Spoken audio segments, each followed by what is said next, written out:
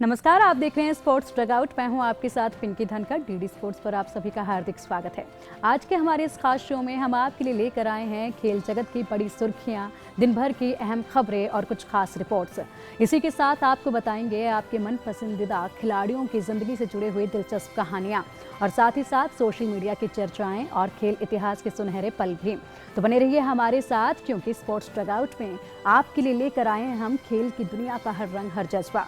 तो चलिए शुरुआत करते हैं आज की सुर्खियों के साथ।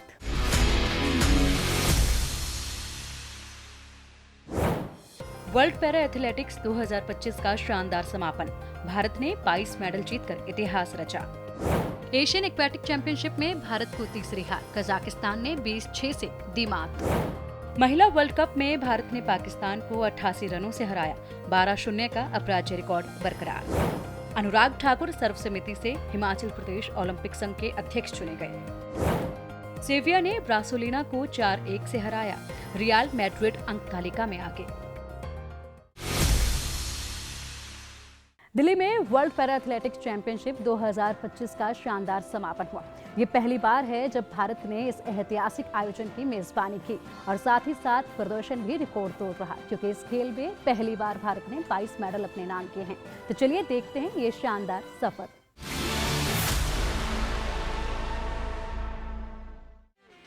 नई Delhi 2025 world para athletics championship का समापन रविवार को हुआ, जिसमें 100 से अधिक देशों के 2200 से ज्यादा खिलाड़ियों ने 186 इवेंट्स में भाग लिया।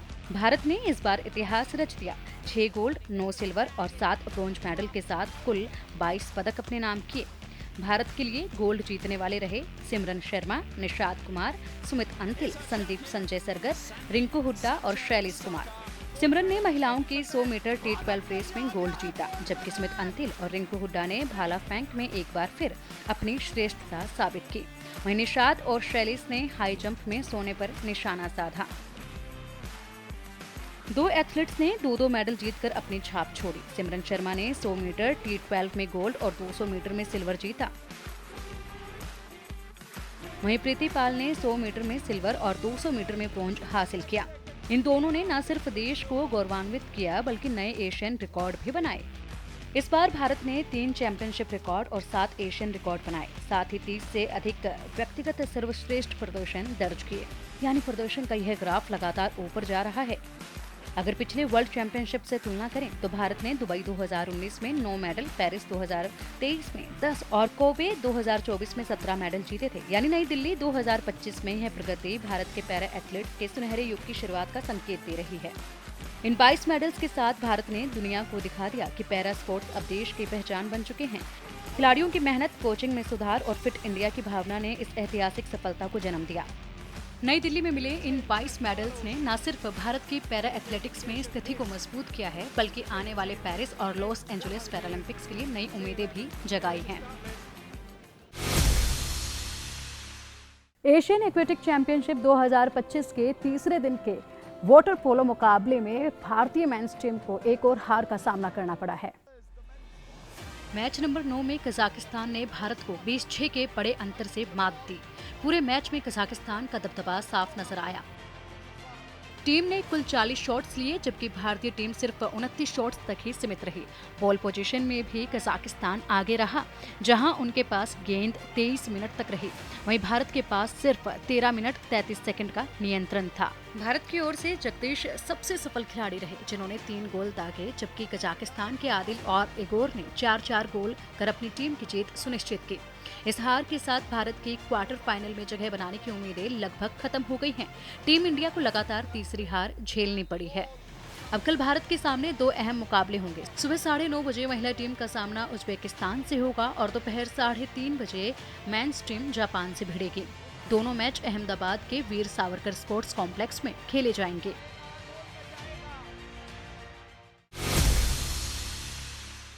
भारत ने एक बार फिर से साबित कर दिया है कि महिला क्रिकेट में पाकिस्तान के खिलाफ राइवलरी सिर्फ नाम की है। खेले गए विमेंस वर्ल्ड कप में भारत ने पाकिस्तान को 88 रनों से हराकर शानदार जीत दर्ज की है। इस जीत के साथ भारत ने पाकिस्तान के खिलाफ अपना 12-0 का अपराज्य रिकॉर्ड बरकरार रखा, जो 2005 से अब तक अटूट है। यह लगातार चौथा रविवार भी रहा जब किसी भारतीय टीम ने पाकिस्तान को मात दी। चाहे पुरुष टीम का एशिया कप हो या फिर अब महिला वर्ल्ड कप। भारत ने पहले बल्लेबाजी करते हुए 247 रन बनाए। हालांकि कोई भी बल्लेबाज अर्धशतक तक नहीं पहुंच सकी। फिर भी टीम ने पाकिस्तान पर दबाव बनाए रखा। स्मृति मंधाना 23 और कप्तान हरमनप्रीत कौर 19 रन ही बना सकी, जबकि हरलीन देवल 46 रन बनाकर टीम की टॉप स्कोरर रही। अंत में ऋचा घोष ने 20 गेंदों पर नाबाद 35 रन की तेज पारी खेलते हुए भारत को एक सम्मानजनक स्कोर तक पहुँचाया। पाकिस्तान की ओर से डायना बेग सबसे सफल गेंदबाज रही। उन्होंने 4 विकेट हासिल किए। लक्ष्य का पीछा करने उतरी पाकिस्तान टीम शुरुआत से ही संघर्ष करती रही। सिर्फ 25 रन तक पहुंचते पहुंचते उनके दोनों ओपनर पवेलियन लौट गए। सिद्रा अमीन ने 81 रनों की शानदार पारी खेली, लेकिन कोई और बल्लेबाज उनका साथ नहीं दे पाया।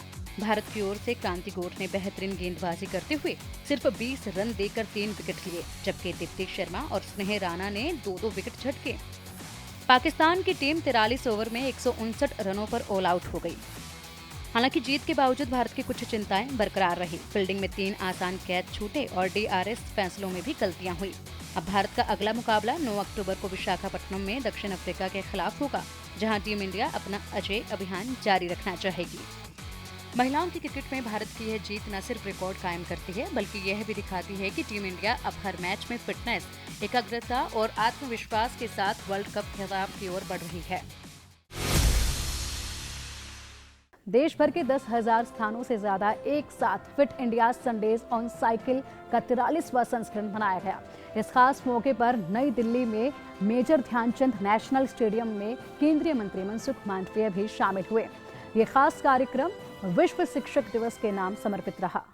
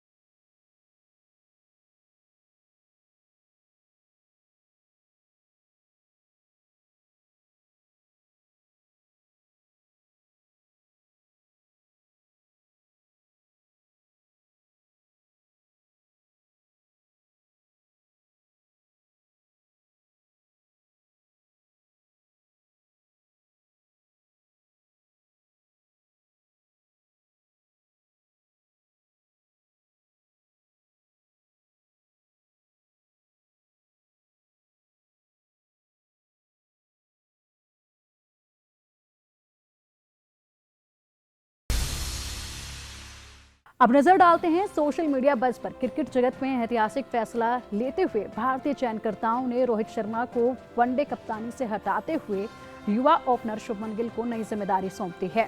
इसी के साथ BCCI ने एक वीडियो भी जारी किया है, Shubman Gill presenting India's new ODI captain, जिसमें शुभमन गिल का ऐतिहासिक सफर दिखाया गया है। It is definitely a bit overwhelming as a young kid. When anyone starts playing cricket, they want to play for India, and not just play for India but play test cricket for India for a very long time. To be able to get this opportunity is a great honor, and like you said, it's a big responsibility.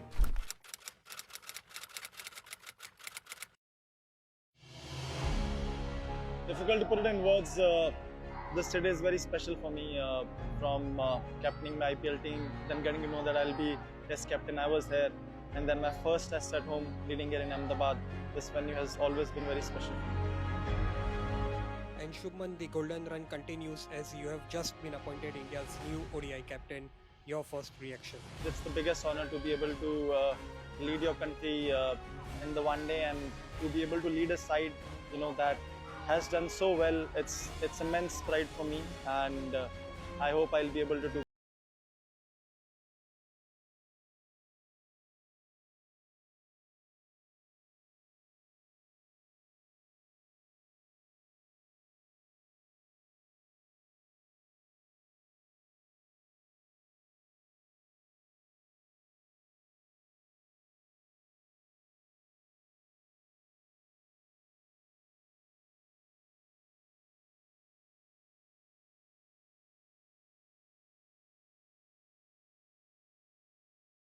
और चलिए अब रुक करते हैं हमारे खास segment on this day की ओर। 6 अक्टूबर 1993 basketball की दुनिया के सबसे बड़े नामों में से एक माइकल जॉर्डन ने एनबीए से अपने रिटायरमेंट की घोषणा कर सबको चौंका दिया। शिकागो बुल्स के साथ 9 सीजन और 3 एनबीए चैंपियनशिप जीतने के बाद जॉर्डन ने यह बड़ा फैसला लिया। यह घोषणा उस समय आई जब उन्होंने सिर्फ 4 महीने पहले ही बुल्स को लगातार तीसरी एनबीए टाइटल जीत दिलाई थी। जॉर्डन के शानदार 9 साल के करियर में 21,541 पॉइंट्स, लगातार 7 स्कोरिंग टाइटल, एनबीए का record high scoring average 32.3 point प्रति गेम और 3 बार रेगुलर सीजन और फाइनल्स एमवीपी का खिताब शामिल रहा। तो ये था हमारा खास सेगमेंट ऑन दिस डे। अब बारी है हमारे स्पेशल सेगमेंट स्पोर्ट्स रैप की।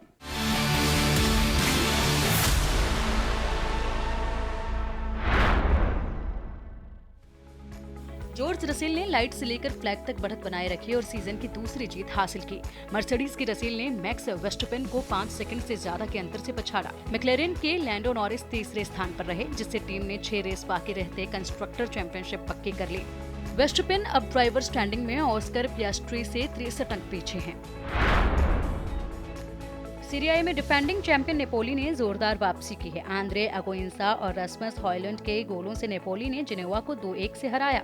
पिछले हफ्ते एसी मिलान से हार के बाद टीम ने इस जीत से शीर्ष स्थान वापस पा लिया। एंटोनियो कॉन्टे की टीम अब 15 अंकों के साथ रोम से गोल अंतर के आधार पर आगे है। जिनेवा बिना किसी जीत के तालिका में दूसरे सबसे नीचे है। इंग्लिश प्रीमियर लीग में एर्लिंग हॉलैंड का जलवा जारी है। ब्रेंटफोर्ड के खिलाफ उन्होंने सीजन का 9वां गोल दागते हुए मैनचेस्टर सिटी को 1-0 की जीत दिलाई।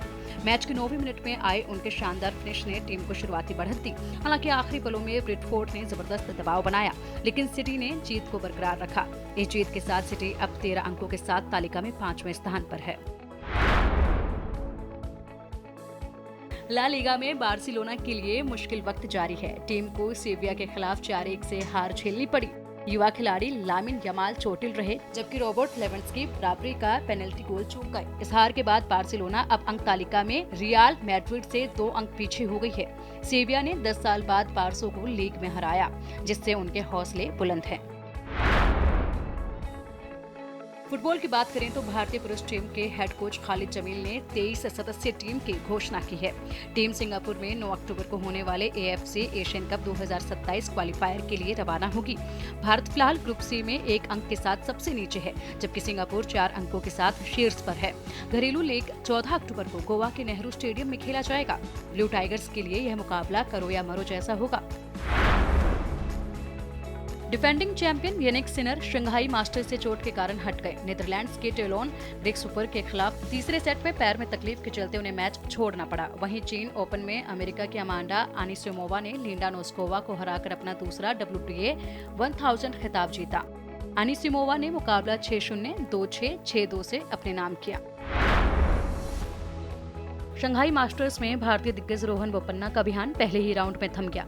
बोपन्ना और उनके जोड़ीदार जेन जूलियन रोजर को अमेरिकी जोड़ी रॉबर्ट कैश और JJ ट्रेसी ने सीधे सेटों में 7-6, 6-2 से हराया। 1 घंटे 23 मिनट तक चले इस मुकाबले में बोपन्ना रोजर ने कड़ी टक्कर दी, लेकिन निर्णायक पलों में अनुभव काम नहीं आया। पहले चेकमेट इवेंट में भारत को अमेरिका ने 0-5 से मात दी। अर्लिंगटन में हुए शानदार लाइव एरिना स्पेक्टेकल में विश्व चैंपियन टी गुकेश को हिकारू नाकामुरा ने हराकर सबको चौंका दिया। भारतीय टीम ने कई मौकों पर वापसी की कोशिश की, लेकिन अमेरिकी खिलाड़ियों ने हर बार बाजी पलट दी। अब भारत वापसी की उम्मीद दूसरे चरण में घरेलू जमीन पर करेगा। पूर्व केंद्रीय मंत्री और सांसद अनुराग ठाकुर को सर्वसम्मति से हिमाचल प्रदेश ओलंपिक संघ का अध्यक्ष चुना गया। AGM में उनका निर्वाचन निर्विरोध हुआ। वहीं वीरेंद्र कंवर को मुख्य चीफ पैट्रॉन बनाया गया, जबकि बालवीर वर्मा वरिष्ठ उपाध्यक्ष बने। राजेश भंडारी महासचिव और अमिताभ शर्मा को कोषाध्यक्ष की जिम्मेदारी मिली। राज्य में खेलों के ढांचे को और मजबूती देने की दिशा में यह एक अहम कदम माना जा रहा है। इंडिया ए ने ऑस्ट्रेलिया ए को तीसरे अनऑफिशियल वनडे में 2 विकेट से हराकर सीरीज 2-1 से अपने नाम कर ली। प्रभसिमरन सिंह ने 68 गेंदों में तूफानी 102 रन जड़कर टीम की जीत की नींव रखी। पहले गेंदबाजों ने शानदार शुरुआत की, जब अर्शदीप और हर्षित राणा ने शुरुआती झटके दिए। हालांकि ऑस्ट्रेलिया ए ने संघर्ष किया, लेकिन अंत में विप्रज निगम के नाबाद 24 रनों ने भारत को 4 ओवर पहले जीत दिला दी। एक शानदार जीत के साथ इंडिया ए ने सीरीज पर कब्जा जमाया। स्पोर्ट्स रैप से आगे बढ़ते हुए अब बात करते हैं बर्थडे स्पेशल सेगमेंट के। आज हम उन खिलाड़ियों का जन्मदिन मना रहे हैं जिन्होंने अपने खेल से सबको प्रभावित किया। आज जन्मदिन है भारतीय हॉकी के जांबाज खिलाड़ी प्रबोध तिर्की का, जिनका जन्म 6 अक्टूबर 1984 को हुआ था। मिडफील्ड में उनका खेल देखने लायक होता था, दमदार, संतुलित और जज्बे से भरा हुआ। प्रबोध तिर्की भारतीय टीम के कप्तान भी रह चुके हैं और उन्होंने देश को कई बड़ी उपलब्धियां दिलाई। वो उस टीम का हिस्सा थे जिसने 2007 एशिया कप में गोल्ड मेडल जीता था। 2010 एशियन गेम्स में उन्होंने ब्रॉन्ज मेडल हासिल किया और सुल्तान अजलान शाह कप 2007 में भी ब्रॉन्ज जीता। 161 अंतर्राष्ट्रीय मैच खेलने वाले प्रबोध तिर्की आज भी युवा खिलाड़ियों के लिए प्रेरणा हैं। आज जन्मदिन है दक्षिण अफ्रीका के पूर्व तेज गेंदबाज और मौजूदा भारतीय टीम के गेंदबाजी कोच मोर्ने मोर्कल का, जिनका जन्म 6 अक्टूबर 1984 को हुआ था। मोर्कल ने 2006 से 2018 तक दक्षिण अफ्रीका के लिए खेला और टेस्ट क्रिकेट में 300 से ज्यादा विकेट लेने वाले चुनिंदा गेंदबाजों में शामिल हैं। उन्होंने 86 टेस्ट, 117 वनडे और 44 T20 मैचों में अपने लंबे कद और बाउंस से दुनिया के बल्लेबाजों को परेशान किया।